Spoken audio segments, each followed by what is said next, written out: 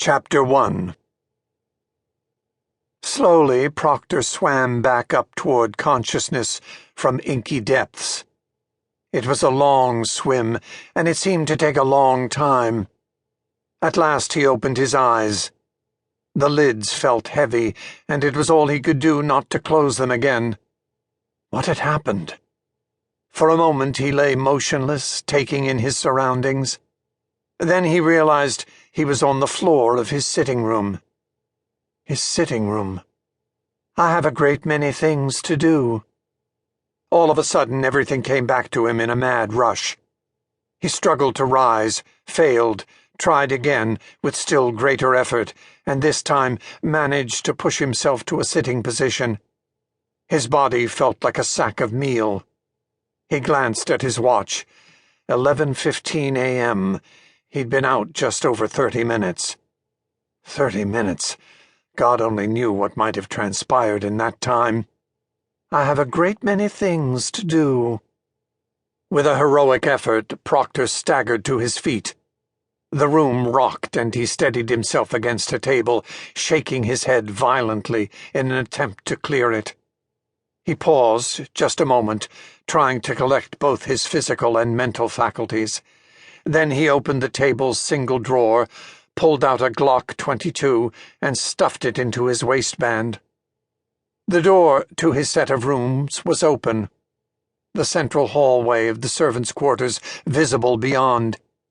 He made for the open doorway, steadied himself against its frame, then lurched down the hall like a drunken man.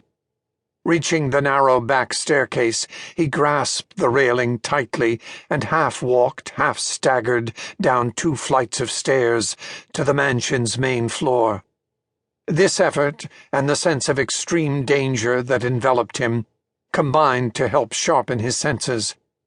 He walked down a short corridor and opened the door at the end, leading to the public rooms. Here he paused, preparing to call for Mrs. Trask. Then he reconsidered. Announcing his presence was inadvisable. Besides, Mrs. Trask had in all probability already left to visit her ailing sister in Albany, and in any case she was not the person in greatest danger.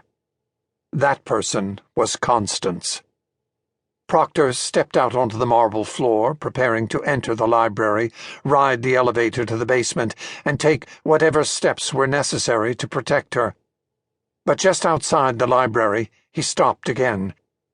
He could see that, within, a table had been overturned, books and various papers spilling over the carpeting.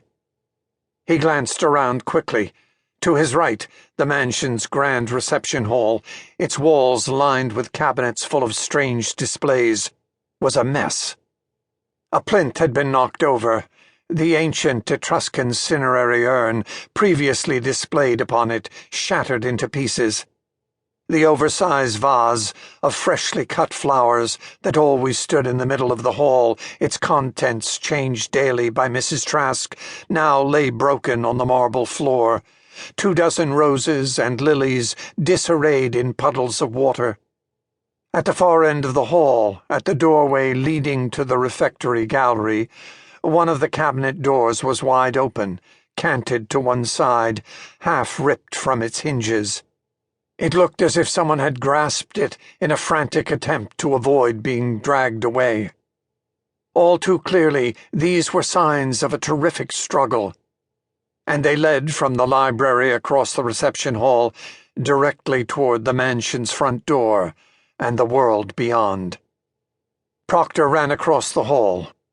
In the long, narrow room beyond, he could see that the refectory table, at which until recently Constance had been occupied with researching the Pendergast family history, was a riot of disorder, books and papers strewn about, chairs knocked over, a laptop computer upended. And at the far end of the room, where a foyer led to the front hall, was something even more disturbing. The heavy front door, which was rarely unlocked, let alone opened, stood ajar, admitting brilliant late mid-morning sunlight. As he took in these signs with mounting horror, Proctor heard, far beyond the open door, the muffled sound of a female